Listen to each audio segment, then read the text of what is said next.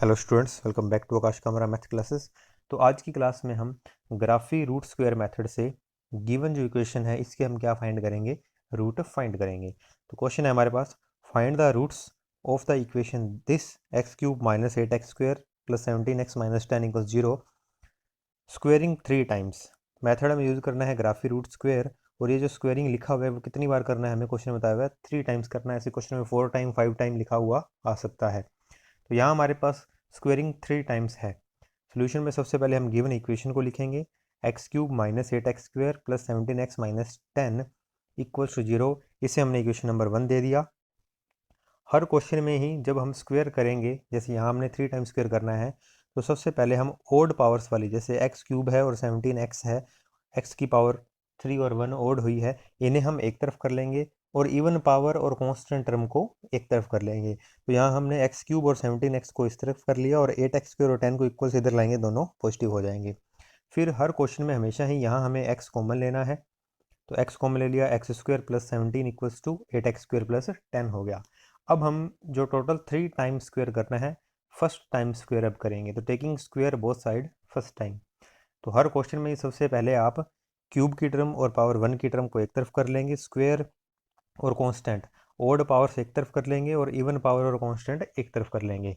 फिर हमारे पास इस तरफ जो भी चीज़ कुछ भी कॉमन आएगा हम उसे कॉमन ले लेंगे, और टेकिंग स्क्वायर बोथ साइड, ये फर्स्ट टाइम कर रहे हैं, तो जब इसका हमने स्क्वायर किया तो ये पावर 2 हो जाएगी टोटल पर, और सामने भी पावर 2 हो जाएगी।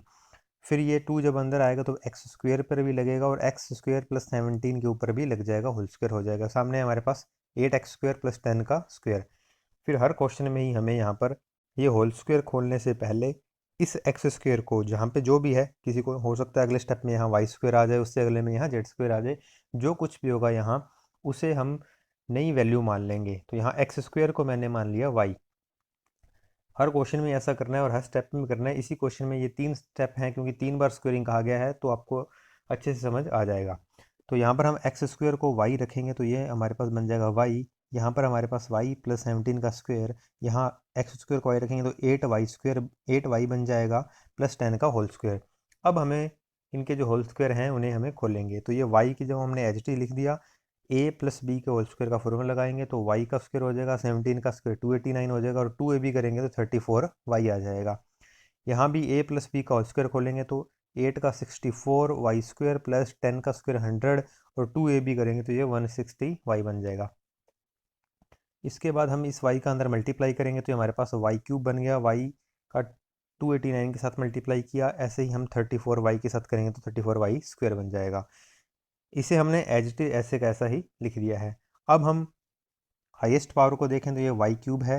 अब स्क्वायर वाली टर्म देखें तो यह है 34y स्क्वायर, और यहाँ है 64, जो कि इस तरफ आगे नेगेटिव होगा, और इनको माइनस करने के बाद हमारे पास क्या बचेगा, 30y स्क्वायर बचेगा। अब y वालों को आपस में माइनस करेंगे तो यहाँ 289 है, 160 इधर आके माइनस हो जाएगा, तो हमारे पास 129y बचेगा, और कॉन्स्टेंट 100 इस तरफ आकर नेगेटिव बन जाएगा। तो देखिए, जैसे गिवन क्वेश्चन था, अब ये वैसी एक इक्वेशन बन गई है। गिवन क्वेश्चन कैसा था, हमारे पास क्यूब की टर्म थी, स्क्वायर था, पावर 1 और कांस्टेंट। अब भी यहाँ पर देखिए, क्यूब की टर्म है, स्क्वायर है, पावर 1 है और कांस्टेंट। तो फिर हमने क्या किया था, ओड पावर को एक तरफ कर लिया था, इवन पावर और कांस्टेंट को एक तरफ किया था, और फिर फर्स्ट टाइम स्क्वायर हुआ था। वैसे ही अब यहाँ करेंगे और अब सेकेंड टाइम स्क्वायर हो जाएगा। तो यहाँ से मैंने ओड पावर वाई क्यूब और 129y एक तरफ कर ली, वाई की ओड पावर है जो विषम घात है जो, और इवन पावर और कांस्टेंट को एक तरफ कर लिया, 30y स्क्वायर और 100 दोनों इस तरफ आकर पॉजिटिव हो जाएंगे। फिर हमने लास्ट स्टेप में तो यहाँ क्या किया था, हमारे पास इन दोनों में से x कॉमन आया था यहाँ पर, यहाँ, और इस स्टेप में क्या आ रहा है हमारे पास, दोनों में y कॉमन आ रहा है, तो y को कॉमन ले लिया हमने, यहाँ वाई स्क्वायर बचेगा 129 बचेगा, और सामने एच टी लिख दिया। फिर हमने पहले वाले स्टेप में क्या किया था, यहाँ पर taking square both side first time किया था। अब क्या कर लेंगे, टेकिंग स्क्वायर बोथ साइड, और क्या लिख देंगे कि ये हमारी स्क्वायर कौन सा टाइम हो रही है, सेकेंड टाइम स्क्वायर हो रही है।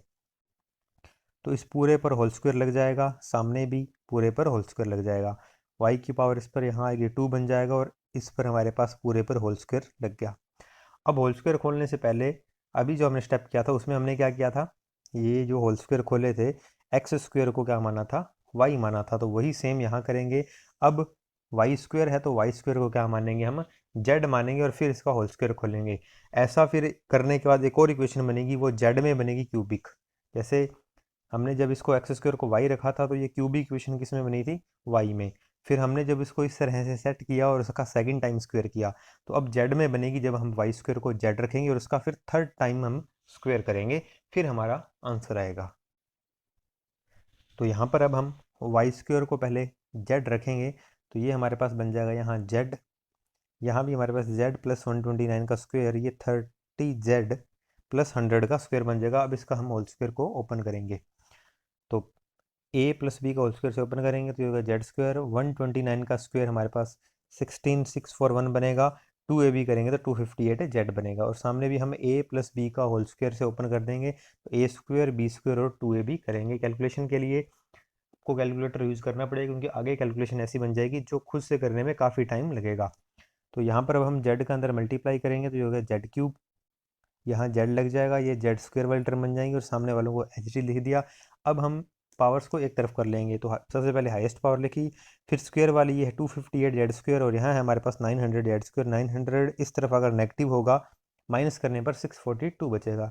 ऐसे ही जेड वाली जो टर्म है इनको आपस में माइनस करेंगे तो ये टर्म बचेगी और कांस्टेंट एक ही टर्म है जो इस तरफ आकर के नेगेटिव हो जाएगी। तो फिर से देखिए ये हमारे पास एक क्यूबिक इक्वेशन बन गई है। पहले गिवन क्वेश्चन एक्स में क्यूबिक था, फिर उसको कन्वर्ट किया हमने वाई में, वाई को कन्वर्ट किया फिर जेड में।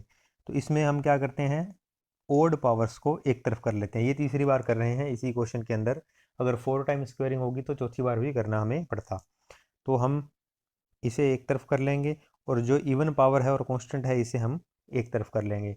फिर हम यहाँ पे क्या कॉमन लेंगे, जेड कॉमन लेंगे, स्क्वेयरिंग बोथ साइड करेंगे और ये अब तीसरी बार कर रहे हैं और इस क्वेश्चन में हमें कहा गया है 3 बार ही करना है तो ये लास्ट होगा हमारा।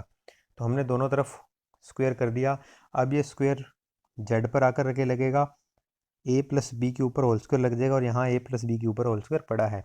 अब इसे सॉल्व करने से पहले जेड स्क्वेयर को कुछ पुट करते हैं, जैसे हमने एक्स स्क्वेयर को वाई पुट किया था और फिर वाई स्क्वेयर को जेड किया है, अब जेड स्क्वेयर को हम पुट कर रहे हैं। कुछ भी पुट कर सकते हो आप, मैं यहाँ पर ए पुट कर रहा हूँ तो ये बन जाएगा हमारे पास ए प्लस 1064 का होल स्क्वायर, फिर यहाँ हमारे पास ए आ जाएगा, बाकी एज इट इज़ रहेगा। अब हम इसके होल स्क्वायर को ओपन करेंगे तो ये कैलकुलेटर की मदद से ही आप कर सकते हो। तो यहाँ हमारे पास ए आ गया, फिर यहाँ ए प्लस बी का होल स्क्वायर करेंगे तो ए स्क्वायर बी स्क्वायर और ये हो गया 2ab। यहाँ भी ए प्लस बी का होल स्क्वायर करेंगे तो ए स्क्वायर, तो इस ए पर भी लगेगा और 642 का स्क्वायर हमारे पास ये आ जाएगा, बी स्क्वायर और 2ab हमारे पास बन गया। अब हम इन सभी टर्म को एक तरफ कर लेंगे, पहले ए का अंदर मल्टीप्लाई करेंगे तो ए क्यूब हो जाएगा, यहाँ ए बन जाएगा, ये ए स्क्वायर हो जाएगा।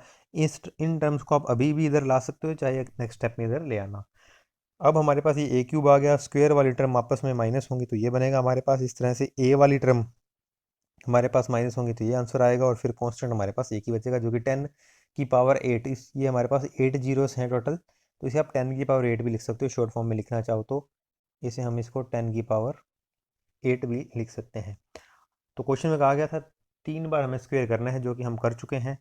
तो द रूट ऑफ इक्वेशन 4, ये जो इक्वेशन 4 है और गिवन इक्वेशन थी उन दोनों में अगर हम रिलेशन देखें तो क्या होगा, जो इक्वेशन 1 के रूट होंगे और जो इक्वेशन 4 के रूट होंगे, तो 4 वाले जो रूट हैं वो 8th पावर हो गए हैं, क्योंकि पहले हमने स्क्वायर किया, फिर स्क्वायर किया और फिर 3 बार स्क्वायर किया है तो टोटल पावर कितनी हो गई, 8th हो गई। तो यहाँ से जो आंसर आएगा वो 8th पावर में होगा, किसके, इक्वेशन 1 के रूट्स का। तो root of equation 4 are 8th powers of the roots of given equation. Given equation के क्या होंगे, 8th पावर में हो जाएंगे क्योंकि हम 3 बार स्क्वायर कर चुके हैं।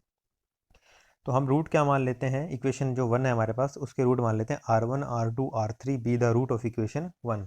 तो अब रूट को फाइंड करने का हमारे पास फॉर्मूला क्या होगा, देखिए क्योंकि पहले तो हमारे पास पावर क्या हो गई है, 8th हो गई है, तो चाहे हमारा R1 निकलेगा चाहे R2 चाहे R3, पावर हम क्या करेंगे 1/8 करेंगे, क्योंकि इक्वेशन 4 के जो है वो 8 पावर में बन चुके हैं और 4 से हमें 1 में जाना है तो 1/8 करना पड़ेगा।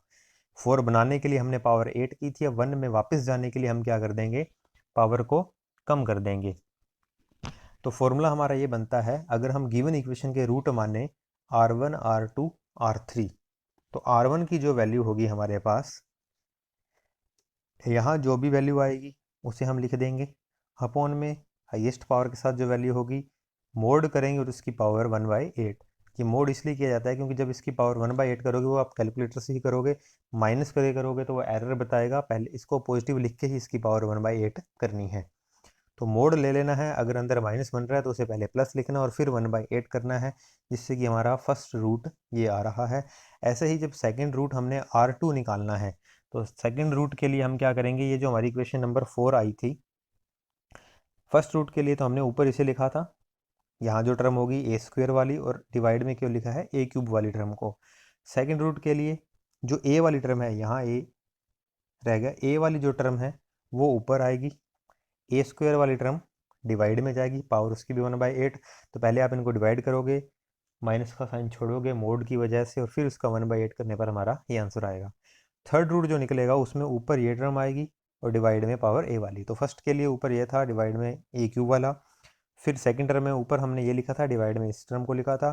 थर्ड रूट जब फाइंड करेंगे तो ऊपर 10 की पावर जो 8 है ये वाली टर्म आएगी, माइनस है तो माइनस में आ जाएगी और डिवाइड में ही आएगा। हालांकि मोड की वजह से माइनस अगर हुआ तो वो हम छोड़ देंगे और फिर उसको 1/8 करेंगे, ये हमारा आंसर आएगा। अब इसके जो एग्जैक्ट रूट थे वो क्या थे, 5, 2 और 1 थे। तो विच आर क्लोज इनफ, तो अब जो हमने आंसर निकाला ये बहुत क्लोज है, क्योंकि हमारा आंसर 5 आ रहा है, तो ये पॉइंट के बाद 3 0 तक तो मैच कर ही रहा है, उसके बाद चेंज हो रहा है। ऐसे ही 2 वाला भी मैच कर रहा है और 1 वाला भी हमारा बहुत ही करीब है।